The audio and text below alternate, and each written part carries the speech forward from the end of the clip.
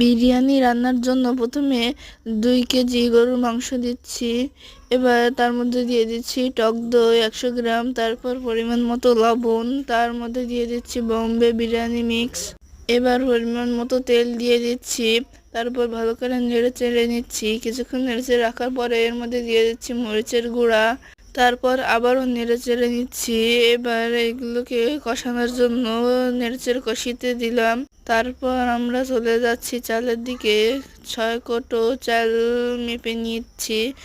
তারপরে দেখুন গোশ কষানো হচ্ছে। এবার পেঁয়াজ ভেজে নেব বিরিয়ানিতে দেওয়ার জন্য। পেঁয়াজ একটি গুরুত্বপূর্ণ জিনিস, এটি বিরিয়ানির একটি স্বাদ বাড়ায়। তারপরে আমরা চাউল ভেজে নিচ্ছি। এবার ভাজা হয়ে গেলে এর উপরে এই কষানো মাংস দিয়ে দেওয়ার পরে দিয়ে দেবো পরিমাণ মতো পানি। পানি দিয়ে ভালো করে নেড়ে চেড়ে নিতে হবে। একটু বলক তুললে এটিকে ভালো করে নেড়ে চেড়ে দিতে হবে। তারপর এতে দিয়ে দিচ্ছি পরিমাণ মতো ঘি। তারপরে একটু নেড়ে চেড়ে আবারও দিয়ে দিচ্ছি টমেটো সস দেওয়া হয়ে গেলে আবারও নেড়ে চেড়ে ঢাকনা দিয়ে রেস্টে রেখে দেব।